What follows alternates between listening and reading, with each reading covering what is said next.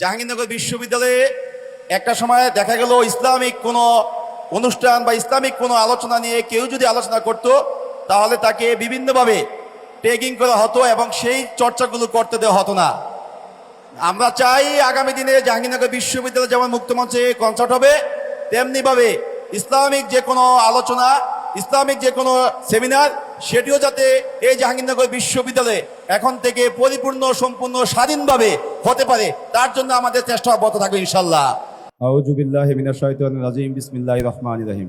পাঠশালা কর্তৃক আয়োজিত আধুনিক যুগে ইসলামিক লাইফস্টাইল শীর্ষক সেমিনারে আমাদের এখানে উপস্থিত সম্মানিত অতিথিবৃন্দ, সম্মানিত শিক্ষকবৃন্দ, প্রিয় শিক্ষার্থী ভাই ও বোনেরা এবং আজকের এই আলোচনা সভার আমাদের সবার মূল আকর্ষণ বিশিষ্ট Islamic scholar doctor Mizanur Rahman Azhari সহ সবাইকেই সালাম জানাচ্ছি।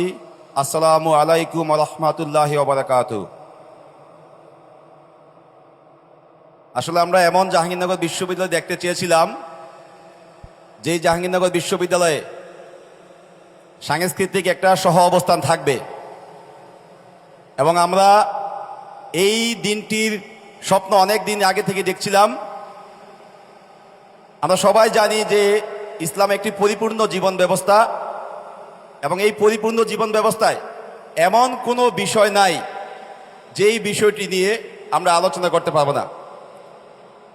এমন কোনো শিক্ষা নাই যে শিক্ষা নিয়ে কোনো বিতর্ক আছে, এমন কোনো নজির নাই যেটি নিয়ে এখন অবধি কেউ কখনো আমাদের কোনো দোষ ধরার বা খুঁত ধরার সক্ষম হয়েছে। আমরা পরিপূর্ণ একটি জীবন ব্যবস্থা থেকে শিক্ষা নিব এবং কোরআন এবং সুন্নাহর আলোকে আমরা আমাদের সবাইকে গড়ে তোলার চেষ্টা করব। ইসলাম যে একটি পরিপূর্ণ জীবন ব্যবস্থা এবং একটি সুশৃঙ্খল জীবন ব্যবস্থা, সেটি আজকের এখানকার পরিবেশ দেখলেই আমরা হয়তো সবাই বুঝতে পারি।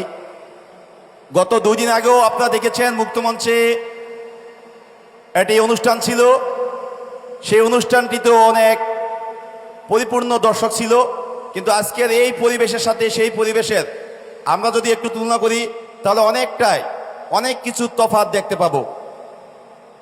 আমরা জাহাঙ্গীরনগর বিশ্ববিদ্যালয়ে একটা সময় দেখা গেল ইসলামিক কোনো অনুষ্ঠান বা ইসলামিক কোনো আলোচনা নিয়ে কেউ যদি আলোচনা করত তাহলে তাকে বিভিন্নভাবে ট্যাগিং করা হতো এবং সেই চর্চাগুলো করতে দেওয়া হতো না।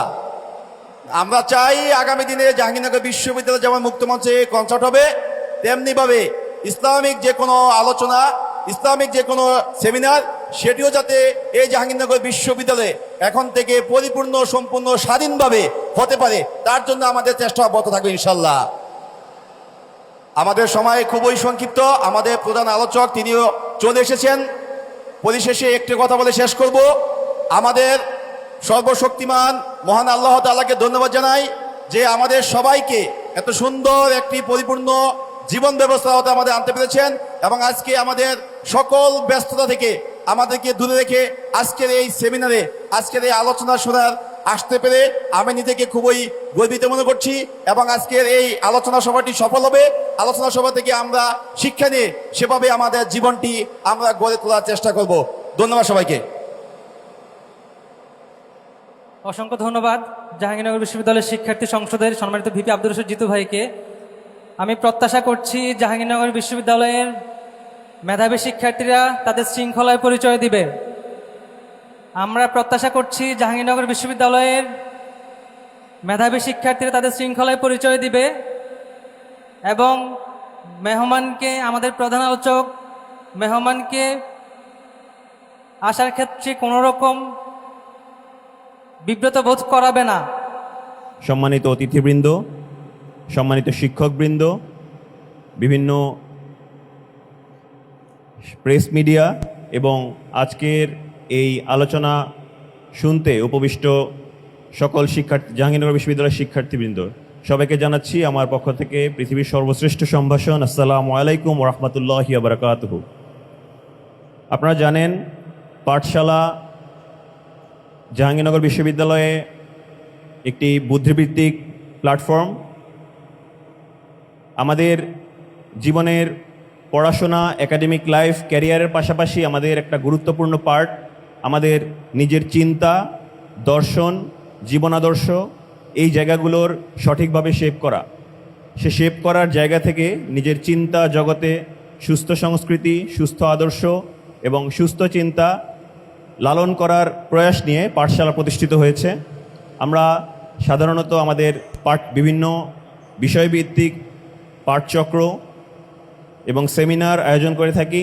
তারই ধারাবাহিকতায় আজ আমাদের জাহাঙ্গীরনগর বিশ্ববিদ্যালয়ে আমাদেরকে সৌভাগ্যবান করতে আমরা নিয়ে আসছি বিশিষ্ট ইসলামিক স্কলার, আমাদের সবার প্রিয় ডক্টর মিজানুর রহমান আজহারি সাহেব।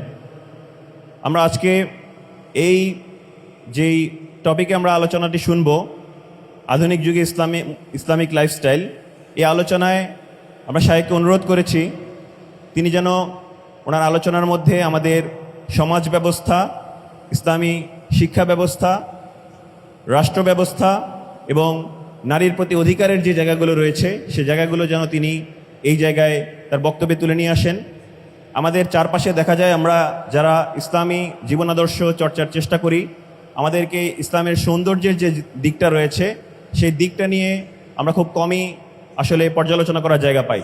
কিন্তু ইসলাম যে আসলে কত সুন্দর, ইসলামী আদর্শ যে কত সুন্দর, ইসলাম যে শুধুমাত্র তার মুসলিমদের নিরাপত্তা নিশ্চিত করে না, বরং দেশের বিশ্বের যত স্টেক হোল্ডার রয়েছে, যত ধর্ম, বর্ণ, গোত্র নির্বিশেষে মানুষ রয়েছে, সবার জন্য একটি নিরাপদ, আদর্শ, ইনসাফ ভিত্তিক সমাজের স্বপ্ন দেখে। সে স্বপ্ন দেখাতে, সে স্বপ্নের বাণী ছড়িয়ে দিতে আমাদের আজকের আয়োজন থেকে আমরা আশা রাখছি আমরা এমন কিছু বার্তা নিয়ে যাব যে বার্তা আমাদের রুহের খোরাক মেটাবে, আমাদের ইসলামী যে জীবন আদর্শ, আমাদের যে ইসলামী চিন্তা চেতনা, সে জায়গায় নয়া বিপ্লব তৈরি করবে এবং একই সাথে প্রাত্যহিক জীবনে আমরা যেন আমাদের যে মূল কাজ আমাদের রবের স্রষ্টাকে স্মরণ, মহান আল্লাহ রব্বুল আলমিনকে স্মরণ, সে স্মরণের জায়গাকে আরও পরিশীলিত করার ক্ষেত্রে আমরা চেষ্টা করব। তাহলে আমাদের আজকের এই আয়োজন সফল হবে। তাহলে নিছক আড়ম্বরপূর্ণ কোনো আয়োজন নয়, বরং এই জায়গা থেকে হাজারো কথার মধ্যে যদি একটি কথা আমার নিজের মধ্যে আমি নিয়ে যেতে পারি এবং বাস্তব জীবনে সেটি প্র্যাকটিক্যালি ইমপ্লিমেন্টেশন করতে পারি, তাহলে আসলে আমার জীবন বা আজকের এই আয়োজন সফল হবে। আমরা আজকে যারা উপস্থিত হয়েছেন সবাইকে অসংখ্য শুভেচ্ছা জানাচ্ছি। আমাদের ধারণ ক্ষমতা খুবই সীমিত এই অডিটোরিয়ামে।